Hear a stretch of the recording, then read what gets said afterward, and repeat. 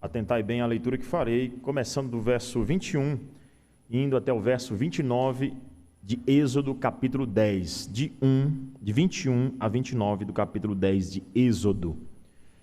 Diz assim a inerrante, a infalível palavra do Senhor, palavra de salvação. Então disse o Senhor a Moisés: estende a mão para o véu, e virão trevas sobre a terra do Egito, trevas que se possam apalpar. Estendeu, pois, Moisés a mão para o céu, e houve trevas espessas sobre toda a terra do Egito por 3 dias. Não viram uns aos outros, e ninguém se levantou do seu lugar por 3 dias.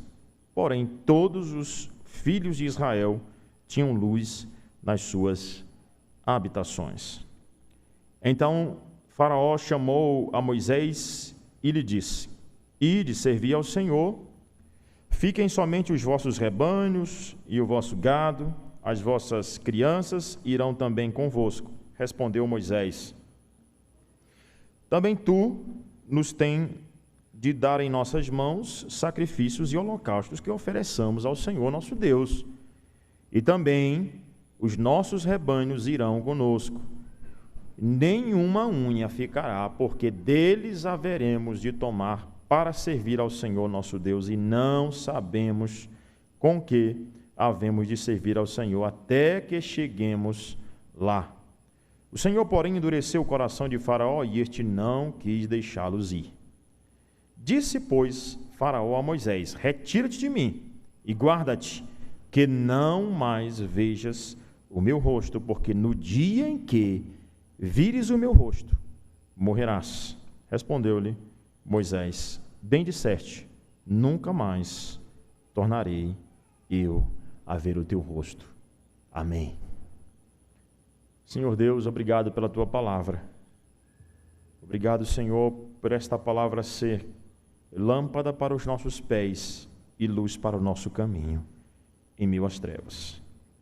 Agora, Senhor, que tomamos a tua palavra, ensina-nos a enxergar, faze-nos enxergar, ó Pai, a verdade do Senhor para nós nessa noite, por amor do teu nome. Perdoa a iniquidade do nosso coração, em nome de Jesus. Amém. Irmãos, houve um período na história da igreja, na história da humanidade, conhecido como a Era das Trevas, ou Idade das Trevas. Esse período, a sua compreensão, né, de período histórico é um tanto quanto discutido. Alguns colocam já ali no final do 6º, 7º século, alguns vão um pouquinho mais antes, 4º século, outros vão para o 5º século, queda do Império Romano do Ocidente, 476, indo até ali o momento da pré-reforma, que para nós seria o movimento da reforma, que trouxe luz, para alguns outros, o renascimento, né? O humanismo, algo dessa natureza para aqueles que não conhecem a Deus principalmente. Mas esse período era caracterizado como Idade das Trevas, justamente porque houve, na mente de alguns, pouca produção teológica, produção intelectual. Disso nem tudo é verdade, obviamente. As grandes universidades são do século XII, por exemplo, né? As grandes universidades surgem no século XII. E tem grandes pensadores, tanto no mundo secular, quanto na igreja, né? E homens que impactam os dois lados, como é o caso, se você pega aí homens como Anselmo da Cantuária, Tomás de Aquino, lá atrás, Agostinho de Hipona, e tantos outros que vieram e deram sua contribuição intelectual, obviamente. Mas é um período, sim, considerado como trevas, por quê? Porque as pessoas tinham pouco acesso à educação, por exemplo. As pessoas tinham pouco acesso à leitura. Poucas pessoas podiam ter a Bíblia na mão. Hoje nós temos a Bíblia com muita facilidade, graças a Deus. Mas na época da Idade Média, até ler as pessoas não sabiam. Hoje nós temos tudo para ler e não gostamos de ler. Uma idade terrível, né? Não somente os pais não leem, mas também não ensinam os filhos a ler. E aqui eu não estou generalizando, né? Obviamente, a gente olha para essa realidade e vê que isso, muitas vezes, existe entre nós. Né? Mas a Idade das Trevas foi isso, um momento de pouca produção, teve produção, obviamente, mas pouca comparada aos outros momentos da história, e também em que as pessoas sabiam, ou não tinham acesso à leitura, à educação, e nem tinham acesso à Bíblia e outros livros, tantos surgiram naquele período, né? Eu vou aqui, por exemplo, digamos que estejamos pensando ali do 6º século até o século XIV, um período enorme, enorme mesmo, e que as pessoas ficaram limitadas. E um dos fatores limitadores dessa educação, do progresso, obviamente, de um lado você tinha a própria Igreja Católica, né, que fazia com que isso fosse uma realidade. Com o passar do tempo, a Bíblia só podia ser lida na língua latim, em latim, na verdade, né? E o acesso, então, às Escrituras foi ficando escasso. Quando chegou no século XIV, os reformadores, já no século XIII, já não aguentava mais, dizia que nós precisamos botar a Bíblia na língua do povo. Eles precisam enxergar a luz. Entendimento de que a Bíblia é a luz para nós. E quando nós enxergamos a luz da palavra de Deus, nós então enxergamos de fato a luz, né? Que é Cristo Jesus, a luz do mundo. Há uma relação íntima entre ele e a palavra. Quando eu olho para esse texto, irmãos, da 9ª praga, trevas, eu me lembro da Idade Média, um período difícil, mas também me lembro da nossa idade, do nosso período, onde há muita treva ainda. E há aqueles ainda que retornam para as trevas depois de ter conhecido a luz. Eu quero olhar para esse texto, irmãos, não somente como eu disse, eu vou introduzir a 10ª praga, ela é grande, né? Tem a instituição da Páscoa um pouquinho mais adiante, mas eu quero falar mais detidamente hoje sobre a 9ª praga, e aí introduzo a 10ª. Termino no próximo domingo, no próximo sermão, se Deus assim nos conceder essa graça. Então, olhando para cá, nós vimos o progresso da revelação de Deus, por meio das pragas, Deus dizendo, olha, liberta meu povo para que ele me sirva. E Faraó, desde o primeiro momento, não atendeu, desde a primeira praga, quando Deus transforma a água do Nilo em sangue, ele não quis ouvir, e isso foi progredindo. Deus primeiro vai atingindo a natureza, mas depois vai atingindo o ser humano também, e agora Deus atinge o ser humano com trevas. Ele coloca aqui trevas de maneira assustadora. E por fim, Deus vai atingir também com a própria morte dos primogênitos, porque vai só agravando a coisa, até chegar na morte. E quando chega na morte, meu irmão, aí as pessoas começam a pedir misericórdia de maneira mais intensa, mas talvez já seja muito tarde, porque o choro das crianças morrendo já chegou e não tem mais como ressuscitá-las depois de mortas. Nós temos então aqui trevas, e depois das trevas, morte dos primogênitos. Trevas e morte dos primogênitos. Em tudo isso, Deus está o quê? Exercendo a sua justiça, num período que as pessoas odeiam a palavra de Deus, a luz da sua palavra, como foi o período da Idade Média. As pessoas escondiam a palavra dos outros, da maioria, né? Não tinham acesso. Deus mandou a pragas também naquele período, né? Como foi a questão da peste negra, que matou uma porcentagem, uma parcela enorme da população no período chamado também de Idade das Trevas. Mas aqui Deus, o que Deus faz? Exerce a sua justiça, enviando trevas, mostrando que só Ele é luz, separando um povo para si, dizendo, quem está aqui comigo está na luz, quem está fora está nas trevas. E depois também Deus mata, quem está comigo está vivo, quem está fora de mim está morto. Por isso, Deus é justo e tem poder sobre a luz e as trevas, a vida e a morte. Deus é justo e tem poder sobre a luz e as trevas, a vida e a morte. Esse é o meu tema para hoje. Deus é justo e tem poder sobre a luz e as trevas, sobre a vida e a morte. Vejamos então, primeiramente, Deus tendo poder sobre luz e trevas, ou seguindo aí o fluxo do texto, as trevas e posteriormente a luz. Deus tem poder sobre as trevas e posteriormente também a luz. Se existiu idade das trevas, foi porque Deus quis que existisse. Ele tem poder sobre tudo. Veja, volte comigo novamente os seus olhos para o verso de número 21, quando é dito assim: Então disse o Senhor a Moisés: estende a mão para o céu, e virão trevas sobre a terra do Egito, trevas que se possam apalpar. Aqui então nós temos a primeira parte, Deus dominando, mais uma vez, né? Deus dominando a natureza, dizendo que Ele é maior do que a natureza. Você já experimentou aquela situação em que falta energia na nossa casa? De repente você está estudando, está assistindo um filme, uma série, e tudo apaga. Para piorar, se for um dia de muito calor, como os que nós estamos vivendo durante o dia, né?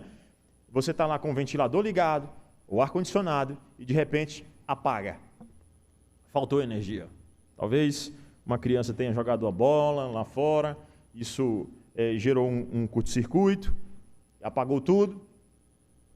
Não é o caso aqui especificamente.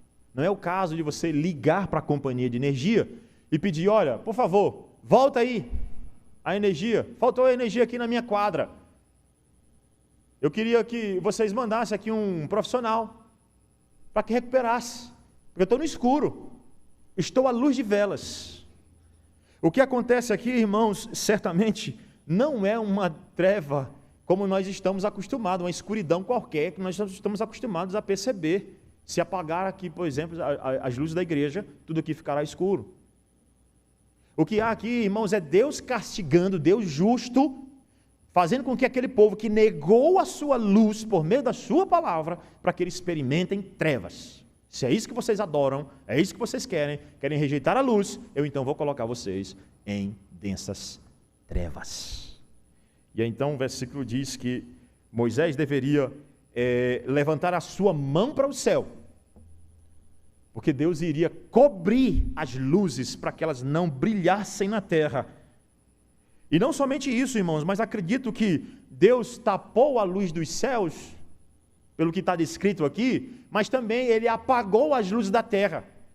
Era uma treva, ou trevas tão espessas, que ninguém conseguia acender um fósforo, uma lamparina, ou algo dessa natureza. Era algo terrível. Eu não sei se você já parou para imaginar, mas é aquela situação em que você não tem uma vela em casa, está tudo escuro, você não consegue se levantar para ir de um cômodo para outro, de uma área para outra da sua casa. Estende a tua mão e vê, Moisés, o quanto eu sou poderoso. Eu vou tampar a luz, e esse povo vai viver numa idade de trevas, ou pelo menos em 3 dias de muitas e densas trevas. Nós não sabemos o que é, há algumas sugestões, alguns vão dizer aqui que foi uma tempestade de areia que veio, né, e aquela tempestade cegou as pessoas, e aquilo doía porque eles coçavam os olhos, e elas não conseguiam abrir os olhos, as densas trevas eram areias. Outros vão dizer que era algo tão úmido, mais úmido, que você não conseguia acender nada, não tinha como acender nada, eram densas trevas, difíceis, e você poder ali dar um passo à sua frente. Mas o que acontece aqui, irmãos, nós não sabemos com toda certeza, mas uma coisa nós não temos dúvidas: são trevas, escuridão. Você não consegue dar um passo à sua frente. Então eram trevas completas, e também eram trevas tão espessas que você podia ali apalpar. É por isso que alguns vão dizer que é areia, né? Porque aí você poderia apalpar, você iria tocar ali, mas eu não duvido realmente que seja a própria escuridão que Deus fez aquele povo ver. E era uma escuridão, irmãos, que doía nos olhos, porque você queria enxergar e você não conseguia. Você imagina só você querer ver a palma da sua mão e você não conseguir ver. Hoje em dia você acende o celular, está do seu lado, você consegue ver tudo, mas aqui não. São trevas que você ali era capaz de apalpar, de pegar naquelas trevas, e aquilo realmente doía. Abra comigo, por favor, no livro do Apocalipse, Revelação, capítulo 16, quando você vai ver uma conexão, né, que existe entre as pragas, inclusive quando João está na revelação do Apocalipse, onde também você tem ali imperadores daquele período que estão se levantando contra o povo de Deus, perseguindo o povo de Deus. Há uma revelação de que Deus vai mandar trevas, e trevas dolorosas. Apocalipse capítulo 16. Apocalipse capítulo 16, versículo 10. Apocalipse capítulo 16, versículo 10, diz assim: o quinto flagelo derramou o quinto a sua taça sobre o trono da besta, cujo reino se tornou em quem?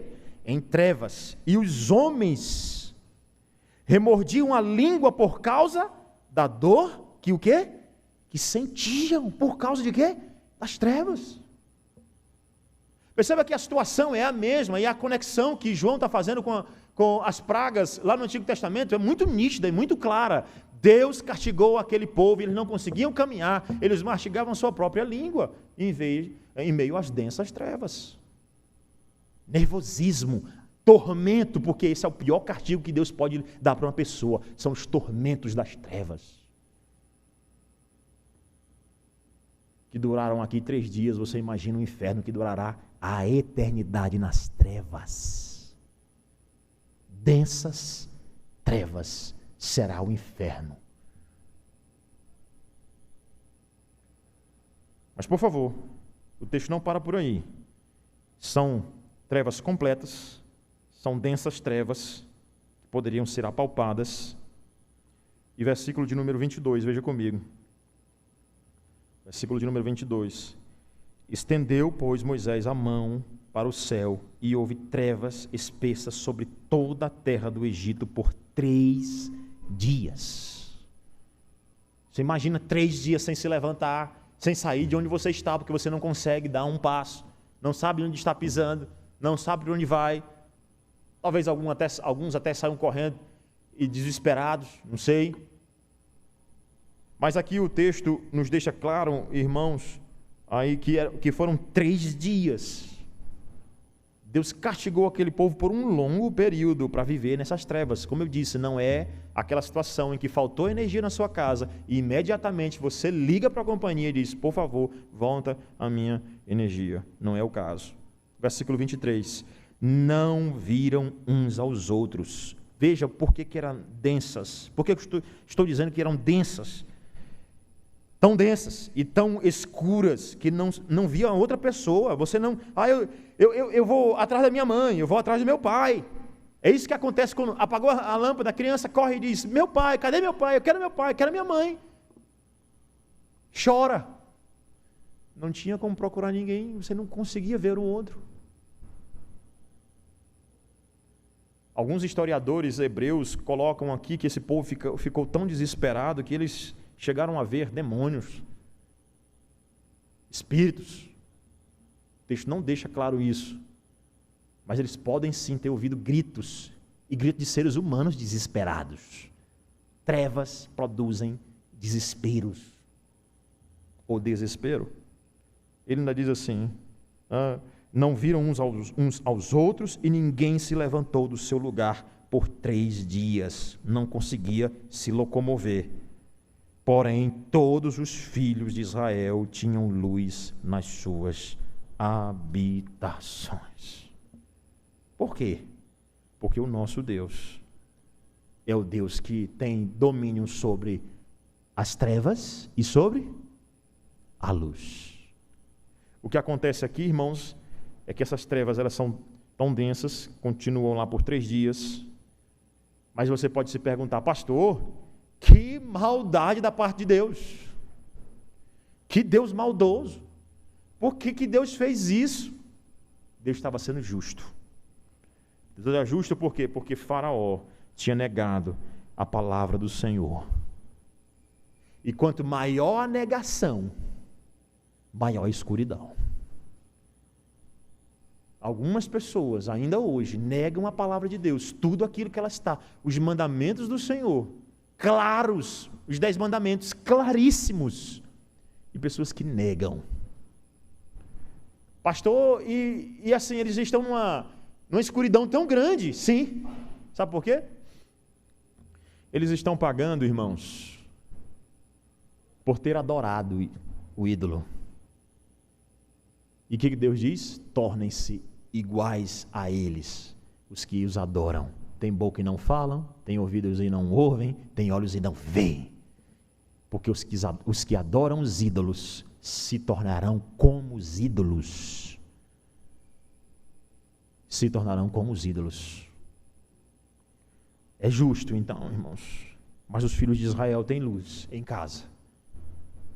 Por que esse povo tem luz em casa? Por que em Gósen, na terra dos israelitas, tem luz? Porque Deus é a luz desse povo. Porque Deus criou a luz no primeiro dia.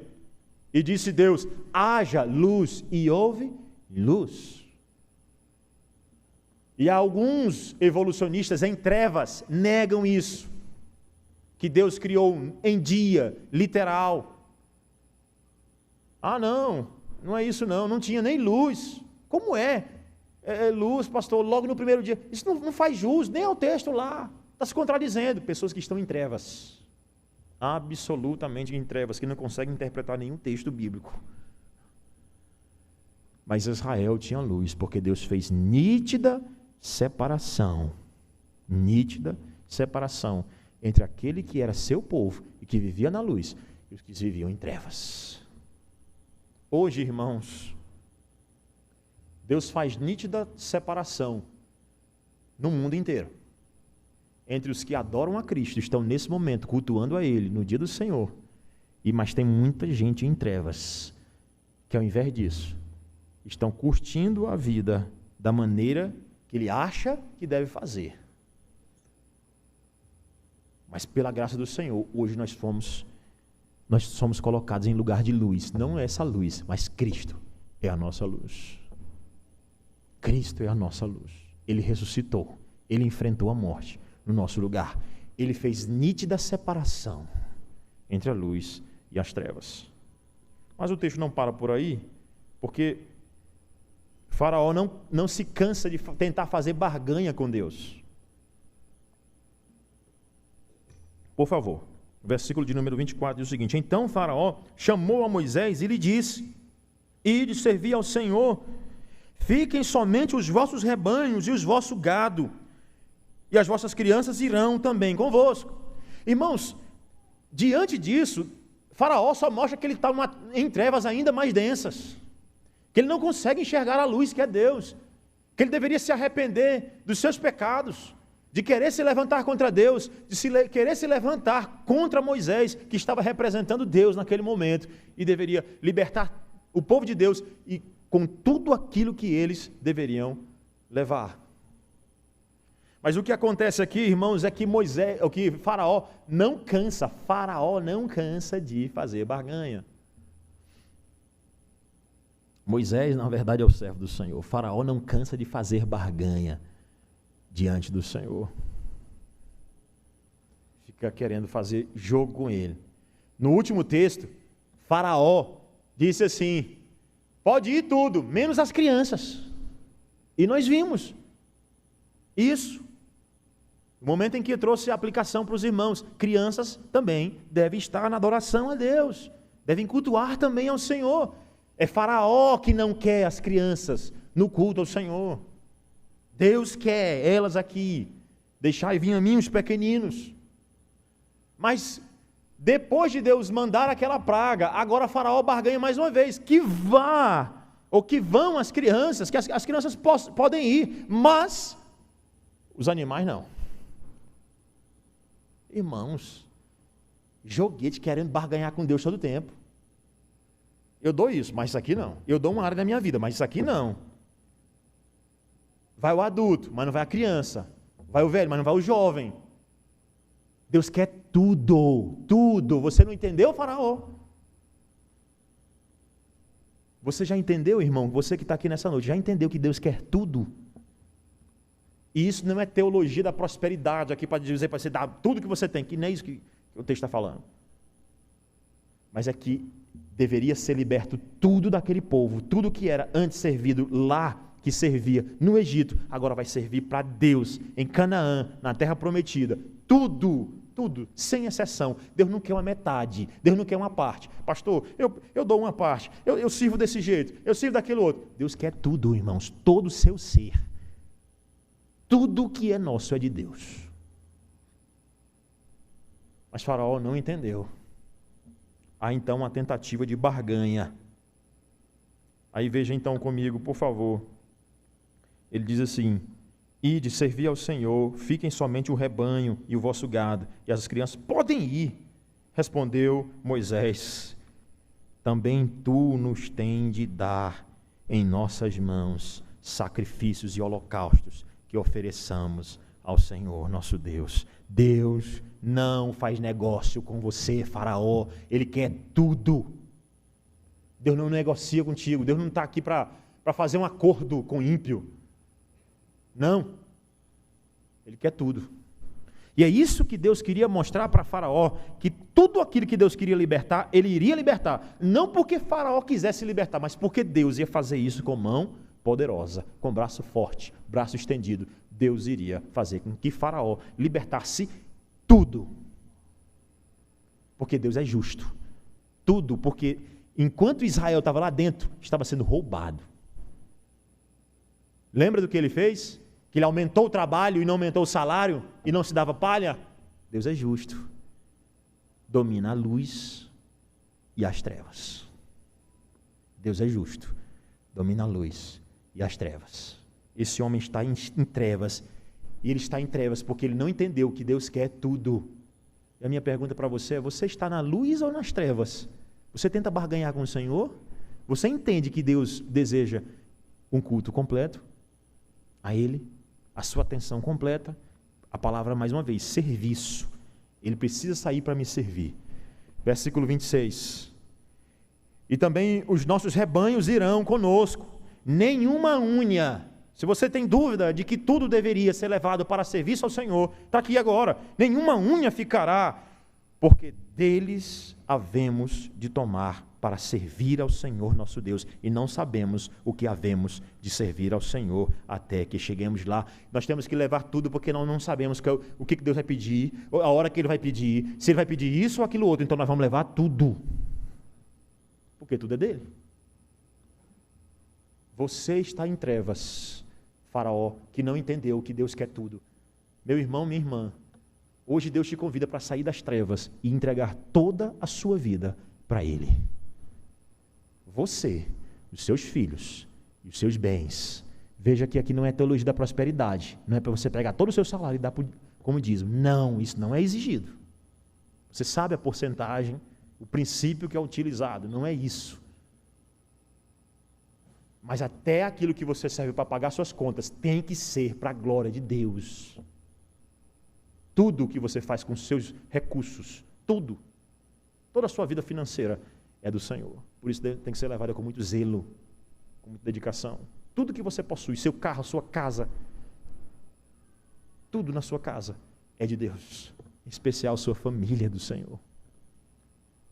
Seus filhos, herança do Senhor. Mais uma vez, não me canso de falar, a herança não é sua, é do Senhor. São os filhos. A herança do Senhor são os filhos. E aí, então, irmãos, veja comigo ainda, quando ele diz o seguinte: porque deles haverá, o Senhor vai pedir, versículo 27, o Senhor, porém, endureceu o coração de Faraó, e este não quis deixá-los ir, ou seja, Deus quis colocar Faraó em trevas. Ele não conseguia enxergar a verdade. Diante dos seus olhos, a pregação de Moisés, até agora 9 vezes, indo lá e dizendo, e ele endurecendo o coração para a pregação de Moisés. Moisés dizendo, liberta, e ele, não, liberta, não. Ele está em trevas, trevas terríveis. Disse, pois, Faraó a Moisés, retira-te de mim, e guarda-te que não mais vejas o meu rosto, porque no dia em que você vê o meu rosto, no dia que vires o meu rosto, você vai morrer. Agora uma ameaça. Ele não sabe com quem está falando, não é Moisés, é Deus. Você está em trevas tão densas que você não está enxergando quem está daquele lado, é Deus, Faraó. Não é Moisés, é quem está por trás de Moisés. É quem está por trás do servo do Senhor. Irmãos, eu quero encerrar aqui essa parte trazendo algumas aplicações para nós já. E aí introduzir só a outra praga. Trazendo algumas aplicações para nós. A primeira delas, irmãos, é o poder que Deus tem sobre toda a natureza. O mundo não consegue acreditar nisso. Fica escuro. Como é isso? Ficou escuro, dessas trevas. Se explica. Eclipse. Isso, assim. É isso que o mundo tenta fazer. Mas esse texto vem mostrar que Deus tem poder sobre a natureza. Ele escurece, Ele faz chuva. Ele faz o que Ele quiser. Então, você que está aqui nessa noite, entenda de uma vez por todas. Deus é quem controla a natureza. Seja para benefício ou até para destruição do ser humano. Por meio de um tsunami, de uma chuva forte, de um alagamento, de uma praga que Ele lança sobre a terra. Não importa o que aconteça, quem controla a natureza é Deus. Ponha isso de uma vez por todas na sua cabeça. Porque ainda hoje nós confiamos mais na meteorologia do que em Deus. Ainda hoje. Segunda aplicação que eu queria tirar para nós é dar graças a Deus pelas bênçãos da graça comum. Comece a louvar a Deus pela graça comum, que cai sobre justos e injustos. E aqui me refiro, ou me reporto principalmente àqueles que não conhecem a Cristo ainda. Você está sendo beneficiado pela graça comum, a chuva que cai sobre justos e injustos, porque Deus ainda não fez nítida separação entre os seus filhos e os que não são seus filhos, mas um dia Ele fará. Então preste muita atenção, você tem chance hoje de arrependimento, se você ainda não se arrependeu. Haverá um dia em que Deus vai fazer nítida distinção entre o que é joio e o que é trigo. E vai colocar um em luz eterna, uns em luz eterna e outros em trevas eternas. Então, aproveite a época de graça comum. A chuva que está caindo sobre o seu rosto, o sol que está brilhando na sua casa, no seu terreno, no seu lote, na sua testa. É a luz da justiça de Deus que está brilhando. Não negue isso. Porque um dia Deus vai fazer clara distinção.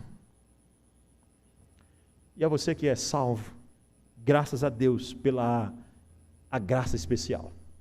Graças a Deus pela luz da sua palavra. Graças a Deus porque conhecemos a luz, irmãos. Graças a Deus porque não estamos em trevas.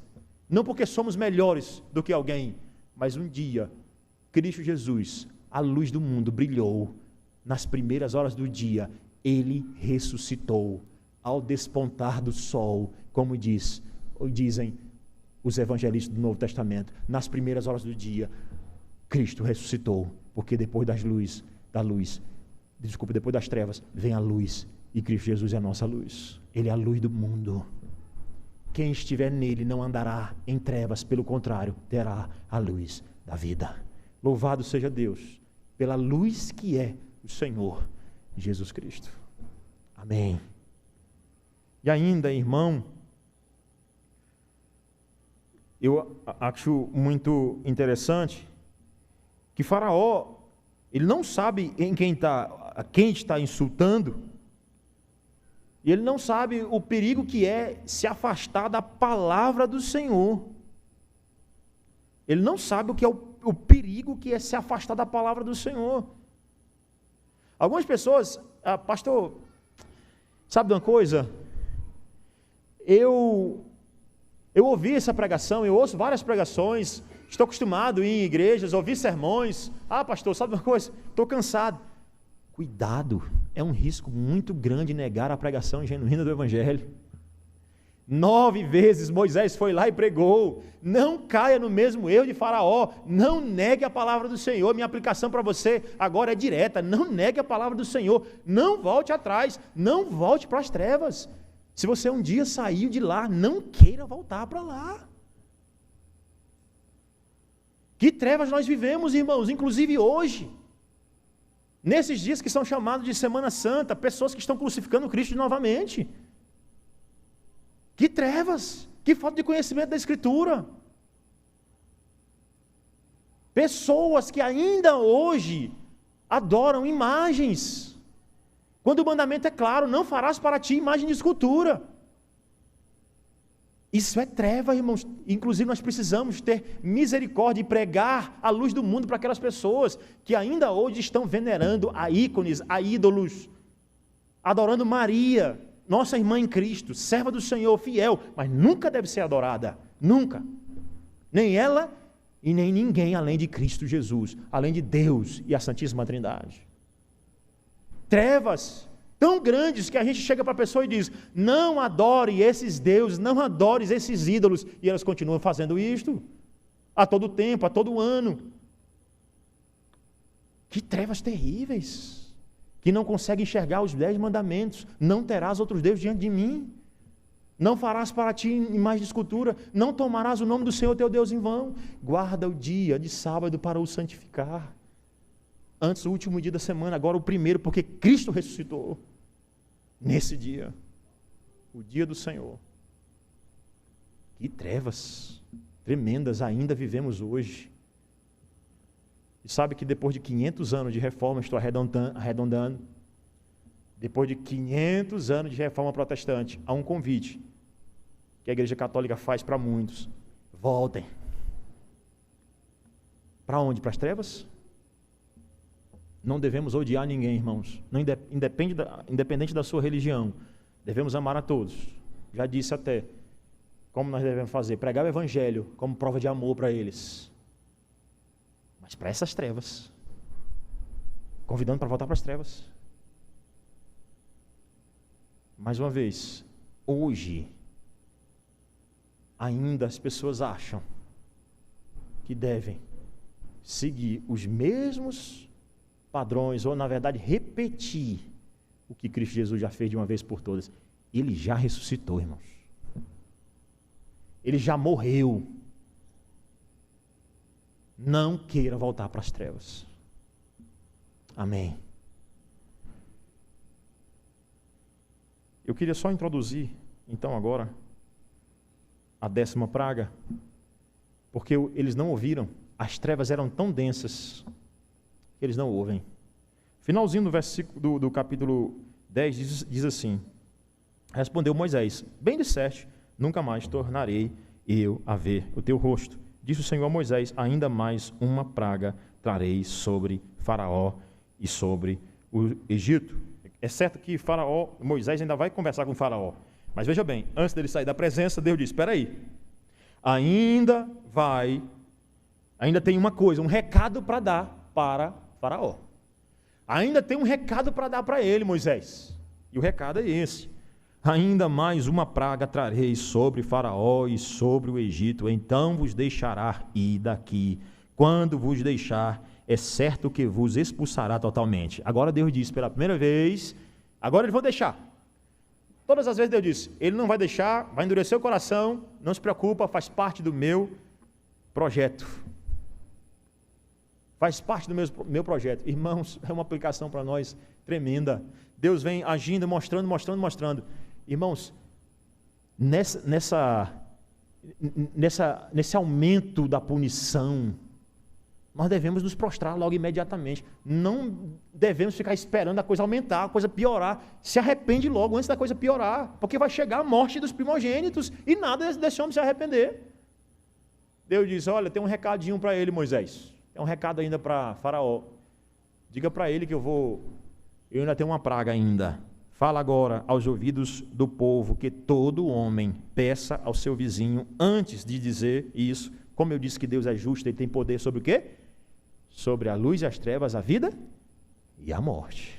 Olha o que ele diz aí: fala agora aos ouvidos do povo que todo homem peça ao seu vizinho e toda mulher à sua vizinha objetos de prata e de ouro, e o Senhor fez com que o seu povo encontrasse favor da parte dos egípcios. Também o homem Moisés era muito formoso na terra do Egito, aos olhos dos oficiais de Faraó e aos olhos do povo.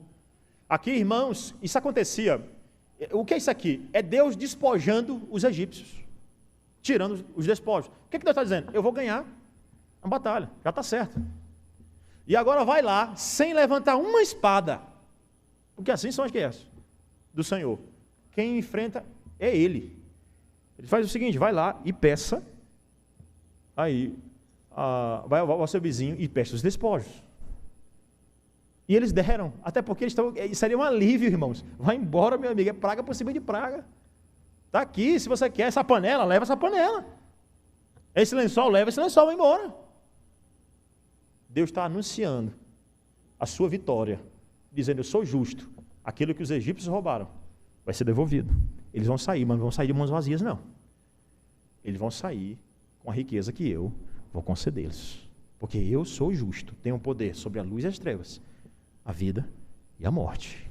Isso fica claro, mais claro ainda, no versículo de número 4, quando diz o seguinte, Moisés disse, assim diz o Senhor, cerca da meia-noite passarei pelo meio do Egito, e todo o primogênito da terra do Egito morrerá, desde o primogênito de Faraó, que se assenta no seu trono, até ao primogênito da serva que está junto a Mor, e todo o primogênito dos animais. Haverá grande clamor, vão chorar, em toda a terra do Egito, qual nunca houve, nem jamais haverá. Nem haverá jamais. Porém, contra nenhum dos filhos de Israel, desde os homens até aos animais, nem ainda um cão rosnará, porque Deus tem poder sobre a vida e sobre a morte, para que saibais que o Senhor fez distinção entre os egípcios e os israelitas. Aqui eu encerro na minha introdução. Deus tem poder sobre a vida e a morte. E o que ele diz agora nessa última praga, ele anuncia. Vou ficar nessa segunda parte para o sermão, próximo domingo. Ele anuncia, eu vou matar. Para quem acha que Deus não mata, eis aqui, ele dizendo que vai matar, inclusive, do mais velho até o mais moço. Porque se tem alguém que pode tirar a vida, chama-se Deus. Ser. Deus. Porque ele deu a vida, ele tem direito de tirar. De quem? De qualquer pessoa. Pastor, mas eu não estou entendendo, pastor. É injustiça, até criancinhas vão morrer. Sim. Lembra que todos pecaram, todos, por um só homem entrou o pecado no mundo, que não há inocente, que não tem base bíblica para dizer que criança não peca, que pelo contrário, Deus é Deus justo. E aquele que não estiver debaixo do sangue de Cristo, indistintamente, será lançado nas trevas eternas do inferno. Porque Deus é justo e tem poder sobre a vida e sobre a morte, sobre a luz e as trevas. Quero finalizar com a leitura de Efésios, capítulo de número 5. Efésios, capítulo 5. Quero aplicar isso aqui bem claro à luz, o que Paulo vai dizer para você se afastar de trevas, para que você não morra, para que não morra a sua descendência, para que ela não se perca. Veja a interpretação que Paulo faz do que são trevas. Efésios capítulo 5, a partir do versículo 6. Ninguém vos engane com palavras vãs, porque por essas coisas vem a ira de Deus sobre os filhos da desobediência. Isso aqui são trevas, palavras vãs. Portanto, não sejais participantes com eles, pois outrora éreis o quê? Trevas. Porém, agora sois o quê? Luz. Em quem? Em Cristo. Só nele. Só quem está nele. Gozem apontava para Cristo. Só quem está em Cristo está na luz. Explicação clara, irmãos. Sim ou não? Clara que Paulo faz. E mais, ele diz, porém agora sois luz no Senhor, andai como filhos de quê? Como é que você anda? Como filho da luz ou como filho das trevas? Qual o seu andar, irmão? Olha o que ele diz, porque o fruto da luz consiste em, aí vamos ver se você tem essas três coisas, bondade, justiça e verdade. Você é bondoso? Quem é justo, quem é bondoso é misericordioso. Mas não adianta ser só misericordioso e bondoso. Tem que ser o quê? Justo. E para ser justo tem que ser verdadeiro. Você tem essas 3 características. Para que você não morra e nem sua posteridade. Bondade, justiça, verdade. Provando sempre o que é agradável ao Senhor. Ou seja, quem está na luz faz o que é agradável ao Senhor e prova o que é agradável ao Senhor. E não sejais cúmplices nas obras infrutíferas de quê, irmãos? As obras das trevas. Antes, porém, reprovai-as. Quando você vê que está errado, não abraça não, reprova. E o que mais? Porque o que eles fazem em oculto, ou seja, nas trevas, o só referir é vergonhoso. Tem gente que vai contar uma história, aí tinha xingamento, aí vai contar a história para mim e xinga.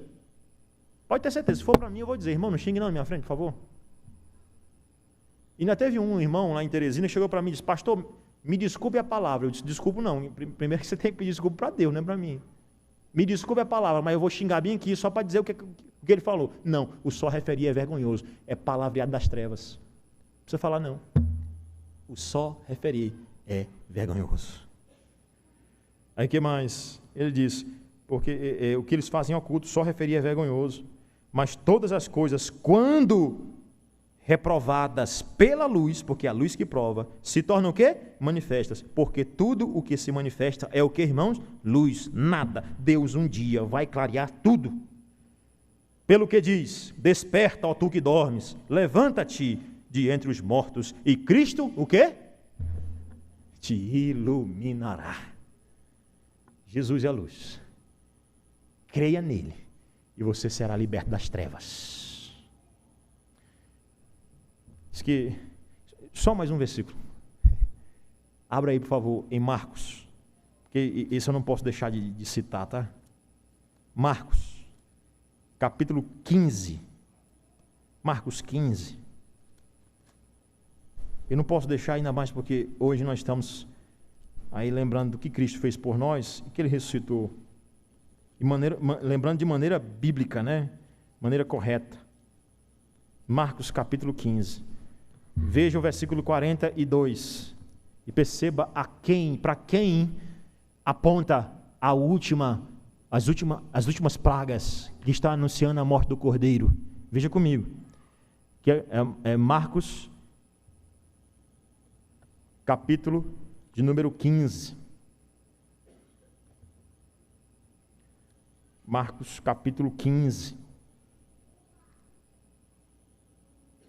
Desculpa, versículo 33. 15, versículo 33. Chegada a hora sexta. Houve o que, irmãos? Trevas sobre toda a terra, até hora nona. 3 horas, 3 dias de trevas, lá atrás. 3 horas de trevas, aqui agora. Lá, o cordeiro vai morrer, para que seja derramado sangue nos umbrais da porta, e não morra o israelita. Aqui, Cristo morre, para que os que creem nele, ou seja, lá as trevas apontavam a morte do Cordeiro, aqui as trevas apontam a morte do Cordeiro. Claramente, o Evangelho foi anunciado em Êxodo. Mais uma vez, irmãos, Evangelho não é coisa do Novo Testamento. Desde o Antigo Testamento, Cristo já era anunciado. Por isso que a Bíblia é toda, por isso que nós pregamos ela toda. Pregamos o livro de Êxodo e vamos ele todo, porque ele todinho aponta para Cristo Jesus, aquele que provou as trevas, para que nós pudéssemos experimentar a luz. Amém. Vamos orar. Senhor Deus, obrigado pela Tua palavra poderosa, obrigado porque esta palavra, Senhor, ela vem ao encontro do nosso coração. Eu quero, Senhor, aqui pedir por mim e pelos meus irmãos, por aqueles que estão ouvindo esta mensagem, seja presencialmente, ou alguns até, Senhor, acompanhando de casa, que o Senhor nessa noite venha reforçar, confirmar a nossa fé em Cristo Jesus, ó Pai. Aquele que morreu e ressuscitou por nós. Aleluia. Cristo ressuscitou. Senhor Deus, se há alguém aqui que não crê nisso, ou que pelo menos não fez disso a sua prática, que ainda anda em trevas, que ainda não foi alcançado pela bondade, pela justiça e pela verdade, que o Senhor alcance ainda hoje, em nome de Jesus, ó Pai. Nós acreditamos que Deus nos livra de densas trevas, na pessoa do seu Filho, amado Jesus Cristo. Senhor Deus, abençoa a nossa igreja, para que nós nunca desejemos as trevas, ó Pai, mas possamos andar num caminho da luz, que é Jesus Cristo. Lâmpada para os nossos pés e luz para o nosso caminho. Ele é a luz da vida. Bendito seja o nome de Jesus. No nome dele que nós oramos. Amém.